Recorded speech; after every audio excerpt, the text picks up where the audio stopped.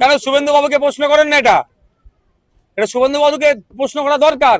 এই প্রশ্ন না করতে পারেন, ওই জন্য মাদ্রাসায় বন্দে মাতরম বাধ্যতামূলক। এই প্রশ্ন না করতে পারেন, রাস্তায় নামাজ পড়া যাবে না। এই প্রশ্ন না করতে পারেন, গরুর রে, এই বলে পুরো আপনাকে আমাকে ভুল দিয়েছে।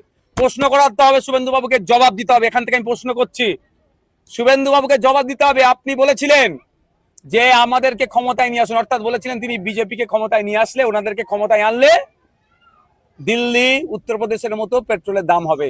আজকে কেন হয়নি? এই প্রশ্নগুলো করতে হবে। আমি প্রশ্ন করছি, অন্যদেরও বলবো প্রশ্ন করুন শুভেন্দু বাবুকে। কেউ প্রশ্নের ঊর্ধ্বে নয়। দেশের আইন বিচার আদালত আছে, যেমন দেশের গণতন্ত্র আছে, সংবিধান আছে। হ্যাঁ, প্রশ্নের স্বাধীনতা বজায় রেখে করতে হবে।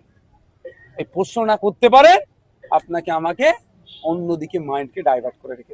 কিছু যাদের আছে ভোটার লিস্টে ডিলিট হয়ে গেছে। সব থেকে বড় জিনিস, আমি তো জিজ্ঞাসা করলাম, দেখাতে পারলো না যে নাকি ডিলিট হয়ে গেছে, পুলিশে তাকে তুলে নিয়ে চলে যাচ্ছে। একটা বয়স্ক মহিলা এসে বললো আমার হার্টের রোগ, আমি কি করবো। তার ছেলে ছিল। আমি বললাম তোমার মাকে তুললে আমাকে বলবে।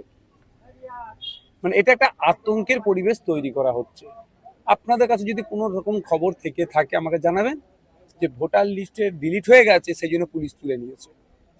যদি হয়, আমি ওষুধ হিসাবে বলি, আপনারা যে অ্যাপ্লাই করেছেন ট্রাইব্যুনালে, ওটাই তো আপনার প্রুফ। ওটা যতক্ষণ না নিষ্পত্তি হচ্ছে, ওটা নিষ্পত্তি হলে আপনি যদি বাতিল হল, আর্টিকেল 226 হাইকোর্টে গিয়ে মামলা করতে পারেন। হাইকোর্টে যদি বাতিল হয়, সুপ্রিম কোর্টে যেতে পারেন। অনেক স্টেপ আছে, এক নম্বর। দ্বিতীয় কথা হচ্ছে, ভোটার লিস্টের সাথে সিটিজেনশিপের কোনো সম্বন্ধ নাই। এটা আমি বলছি না, নির্বাচন কমিশন বলছে। যেমন নির্বাচন কমিশন বাড়ি, ঘর, হসপিটাল, ডক্টর, রাস্তা এইসব তৈরি করতে যেমন পারে না, কে ভারতীয় নয় কে ভারতীয় এটা তারা জাস্টিফাই করতে, তাদের দায়িত্ব নয়। এটা অহেতুক হয়রানি, আমাদেরকে আতঙ্কে রাখা হচ্ছে স্পিড আপ করার জন্য এবং টাইম পিরিয়ড বেঁধে দেওয়ার জন্য। 27 লক্ষ ভোটার লিস্টে যে নাম বাদ হয়েছে, আমরা চেয়েছি দ্রুততার সাথে নিষ্পত্তি হয়ে নামগুলো আপলোড হোক, কিন্তু এই দ্রুততার সাথে একটা টাইম ফিক্সড করে দেওয়া হোক। সেই জন্য আগামী দিনে আমরা আইনের দ্বারস্থ হচ্ছি, সুপ্রিম কোর্টে যাবো মামলা করবো বিষয়টা।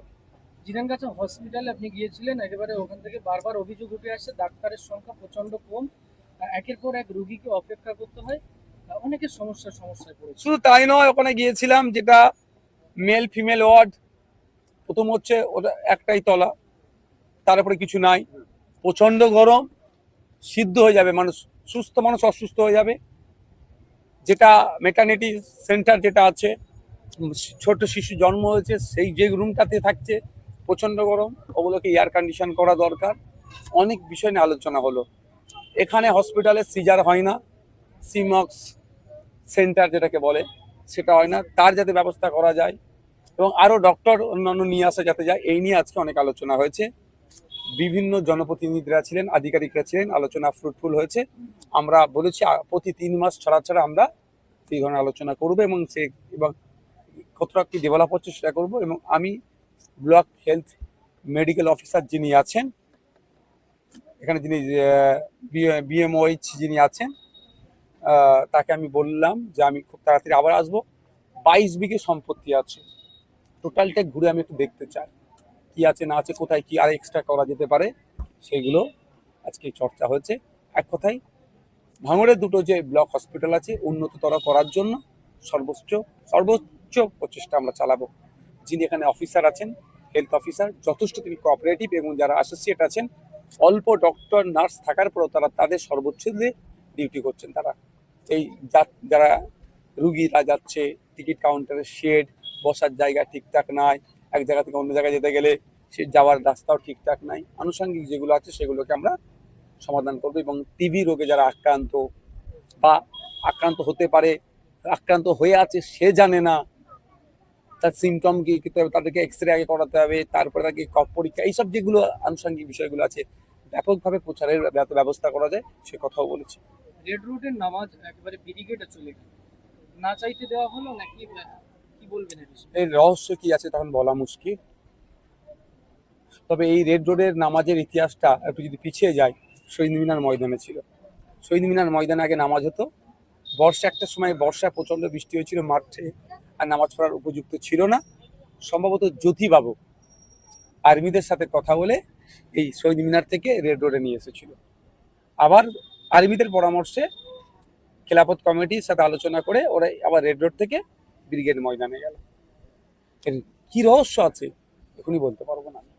এবারে কুরবানি নিয়ে হুমায়ুন কবির তো হুঙ্কার দিলেন যে কোনো মাইল লাল থাকলে আটকে দেখা গিয়ে কুরবানি আমরা মুর্শিদাবাদে করে দেখাবো। এতে আরো মানুষের মধ্যে একটা সমস্যা বা হিন্দু মুসলিমের একটা বিভ্রান্ত সৃষ্টি হতে পারে না? কে কিভাবে বলছে বলতে পারবো না। আমি এতটুকু বলবো, আইনকে মান্যতা দিয়ে চলতে হবে। আইনটা যদি আপনার আমার পছন্দ না হয়, আইনটাকে চ্যালেঞ্জ করতে হবে। এই শর্ট পিরিয়ডে এখন আইনটা চ্যালেঞ্জ করে কিছু লাভ হবে না, আমি যতটুকু দেখেছি। আমি আগামী দিনে মামলা করতে যাচ্ছি, 14 বছরের পরে বলছি জবা করা যাবে, হত্যা করা যাবে, তো টোটালি হত্যা করা যাবে না, এক্সপোর্ট করা যাবে না।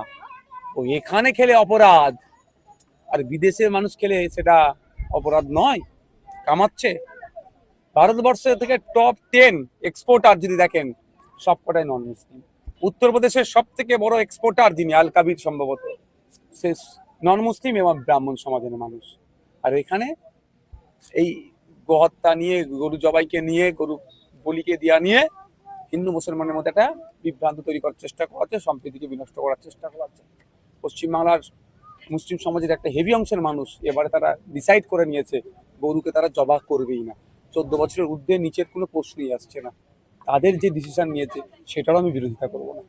একেবারে পেট্রোল ডিজেলের দাম এটা নিয়ে একেবারে চতুর্থবার বাড়তে বাড়তে একবার দুবার তিনবার চতুর্থবার বেড়েই গেল, বেড়ে 13 টাকা 59 পয়সায় এসে দাঁড়িয়েছে। কেন শুভেন্দু বাবুকে প্রশ্ন করেন না? এটা শুভেন্দু বাবুকে প্রশ্ন করা দরকার। এই প্রশ্ন না করতে পারেন, ওই জন্য মাদ্রাসায় বন্দে মাতরম বাধ্যতামূলক। এই প্রশ্নটা করতে পারেন, রাস্তায় নামাজ পড়া যাবে না। এই প্রশ্নটা করতে পারেন, গরুর রে, এই বলে পুরো আপনাকে আমাকে ভুল দিয়েছে।